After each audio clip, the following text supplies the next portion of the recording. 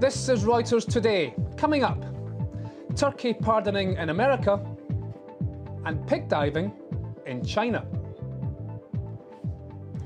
We start though with a €1 trillion standoff in Brussels. EU leaders meet today to discuss the bloc's budget for the 7 years starting 2014. With national government budgets across Europe being squeezed, the talks will be tough. Net contributors to the EU like Britain and Germany want the EU budget to be frozen. Net beneficiaries like Poland and Spain don't. Out now to Michael Michaelides, he's rate strategist at RBS. Michael, these talks, they could be tough, they could go on into the weekend. From a political standpoint, how important are they, and will they have any implications for the markets? Hi, morning. From a political standpoint, clearly the talks are very important. It's a very large amount of money for a number of years going forward. More importantly from the markets, rather than the details of the EU budgets, is the highlights the ongoing disagreement between some of the Eurozone member states, which is seen in Greece. That's the first problem, in that this disagreement stretches not just to the dealing with the periphery, but also to wider issues. That's the first point that markets are looking at. The second point that markets are looking at is the stance of the UK, and if you will see a veto similar to the one you saw on the fiscal compact. That could be important, not immediately, but if you were to come to the point that you need a referendum in the UK in 2-3 years' time, that would very much capture the attention of the markets. OK, on to today's economic and markets events. Let's start with Spain. Spain is selling, I think it's €3.5 billion of bonds today. How well do you think that will go? The auction will probably be taken down well. We have seen strong support for the Spanish auctions this year from domestic buyers. It is a smart move, very prudent from Spain, to get their funding done now. This is supposed to be the first monies for 2013.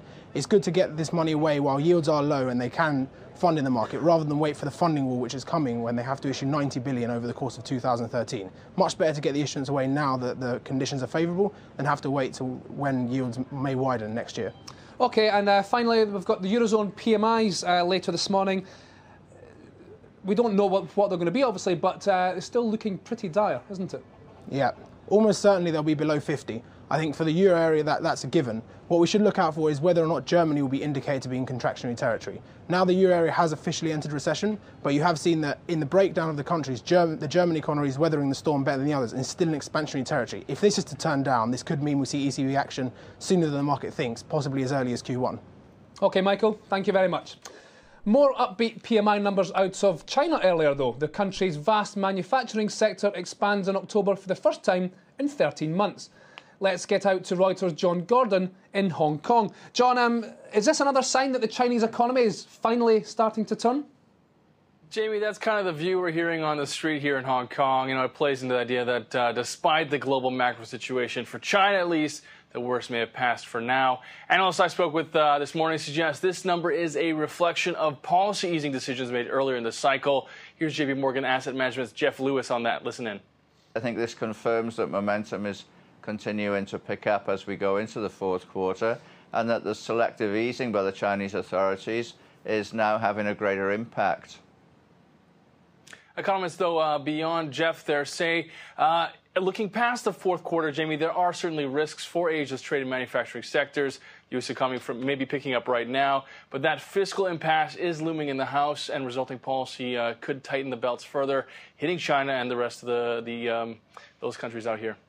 OK, John, while I've got you on, what's the latest on this fascinating story about Olam and Muddy Waters? Yeah, the lawyers are out. Olam's CEO, Sonny Verghese, clearly feeling the best defense is a good offense. He's filed a lawsuit in Singapore where the company is listed, citing libel, slander, and malicious falsehoods. Among the accusations, Muddy Waters founder Carson Block, according to Olam, visited Olam's headquarters in Singapore earlier this month using a false name and dressed in a disguise, apparently a baseball hat and a T-shirt. But Muddy Waters, for the part, says it hasn't seen the lawsuit. Yeah, no mustache, but yeah, anyway, different folks, different strokes there. But anyway, from what I'm hearing from Muddy Waters, they haven't seen the lawsuit yet, but that they are standing by their research. It's certainly setting out to be a bruising battle, Jamie. Muddy Waters has most likely a pretty deep, short position to defend here, while Olam's future clearly on the line as well on the credibility of their company. The plot thickens. John, thank you very much. Well, staying with corporate scandal, the Hewlett-Packard accounting scandal could produce one very big winner, the whistleblower. If allegations of improper accounting at British software company Autonomy are true, the person in question could get a big reward courtesy of a new SEC programme. But first, the US government must collect its money. Then the information provided must lead to court-ordered monetary sanctions of over $1 million. Finally, the information must be original and given voluntarily. So far, it's unclear whether the SEC will pursue the case. The top world news story on Reuters this morning. Celebrations in Gaza as a truce is announced between Hamas and Israel. But deep mistrust on both sides is casting doubt on how long the Egyptian brokered deal can last. And President Obama keeps the faith with a long-standing tradition, pardoning a turkey at the White House ahead of Thanksgiving. US markets will be closed today for the holiday. That's it for now. These Chinese pigs might not be able to fly, but they can certainly dive. But this isn't entertainment, it's exercise. Lean and mean swine can sell for nearly 3 times as much. Food scares around China have prompted breeders to seek healthier alternatives as more customers demand organic and locally produced food. I'm Jamie McGeever. This is Reuters.